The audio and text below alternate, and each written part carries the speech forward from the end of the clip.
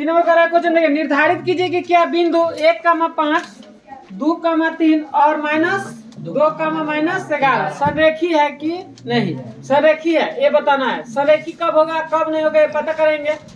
संरेखी का मतलब देखिए समझे, अगर संरेखी का मतलब होता है कि अगर तीन एक ही रेखा पर 3 बिंदु का हो स्थित हो। एक ही रेखा पर कितना बिंदु स्थित हो। और मान के चलते हैं P Q R 3 बिंदु है, एक ही रेखा पे है। बात समझे, एक ही रेखा पर कितना बिंदु हो 3। ठीक है, तो और एक और चीज यहाँ होता है कि P Q plus Q R, मतलब ये और ये जोड़े तो किसके बराबर आ जाए पी आर के। मतलब P Q plus Q R जोड़े तो किसके बराबर आ जाए पी आर। बात समझ में आ रहा है, मतलब ये जोड़ दे प्लस ये जोड़ दे। ठीक है, तो जोड़ने पर दोनों के का पूरा ही बराबर आ जाए तो कहेंगे क्या है इस संरेखी है। अगर नहीं आता है तो संरेखी नहीं है। बात समझ में आ रहा है।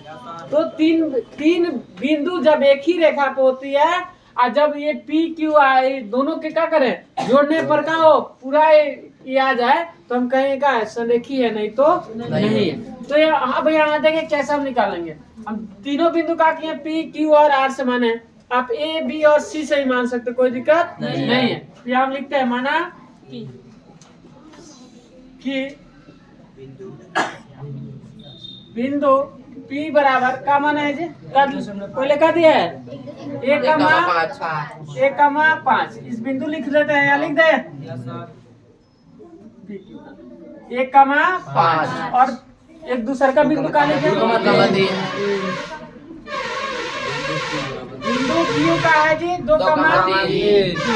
अब बिंदु का -2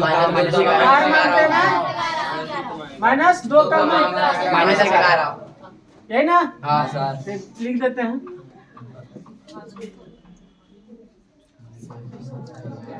अरे समझ में। अब यहाँ क्या करेंगे देखिए दूरी सूत्र से। किस सूत्र से दूरी सूत्र से। अब यहाँ हम क्या करेंगे पहले पी क्यू के बीच की दूरी ज्ञात करेंगे, पी क्यू के बीच की दूरी, फिर निकालेंगे क्यू आर के बीच की दूरी, फिर क्या करेंगे पी आर निकालेंगे। बात समझे।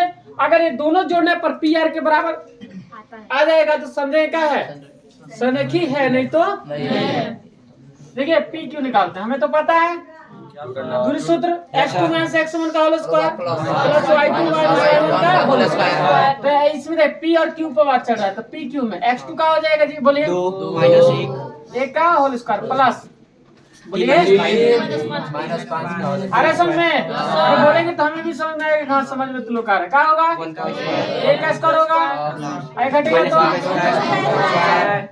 अब देखा होगा जी यहाँ 1 होगा रूट का आएगा। अरे समझ में। अब ये क्या करेंगे अब किसके बीच की दूरी निकालेंगे जी क्यू आर से।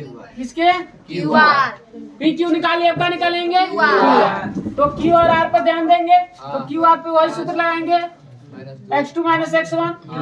सूत्र आपको याद है ना, हम सूत्र नहीं लिखे हैं। ठीक है सूत्र नहीं लिखे डायरेक्ट बना रहे हैं तो x2 तो क्यू आर पर ध्यान दे दे x2 का होगा माइनस x1 इसका होल स्क्वायर प्लस y2 अरे समझ में। अभी जोड़ेंगे ना 4 का स्क्वायर माइनस होगा इसे इसका क्या हो जाएगा 16 इसका स्क्वायर 100 दोनों जोड़ेंगे कितना होगा जी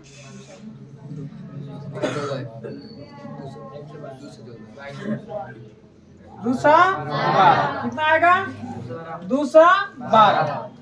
चलिए ठीक है अब 212 के आप तोड़ेंगे तोड़िए 212 के तोड़ेंगे कितना होगा जी 200 तोड़ेंगे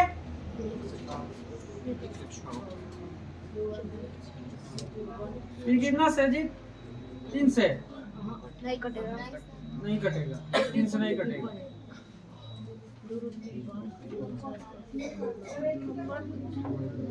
नहीं कटेगा ठीक है तो आपका आ गया कितना जी 2 गुणे दूना तो आप यहाँ तोड़ेंगे कितना आएगा जी 2 रूट में आएगा आपका 2 गुणे 53 ना। तो इसका क्या आएगा रूट अंडर नहीं जी 2 बाहर निकलेगा ना, तो 2 रूट का हो जाएगा 1। आगे चलिए अब यहाँ हम निकालते हैं कौन सा, P और R। P R निकालेंगे, सूत्र वही रहेगा x2 - x1। तो P और R पे ध्यान दें, P और R पे, तो P R लेंगे तो x2 का काम कौन करेगा, एक का y2 5 का होल स्क्वायर, ऐसा होगा।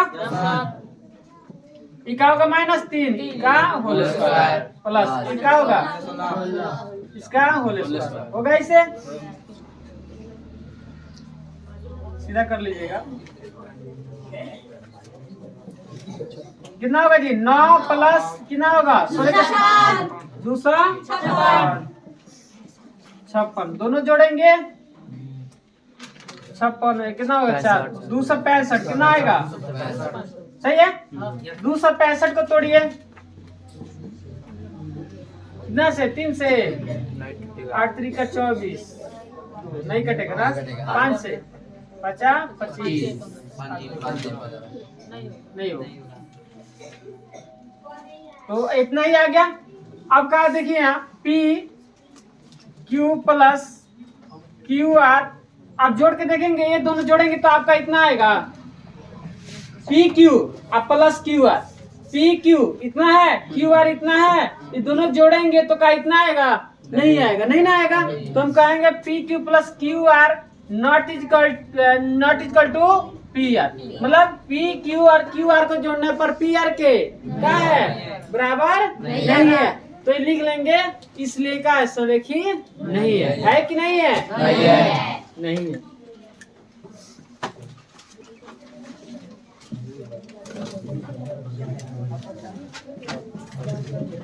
सरेखी नहीं है, आंसर यही दिया है ना, क्या दिया आंसर, नहीं दिया है। अगर बराबर हो जाता तो क्या होता, सरेखी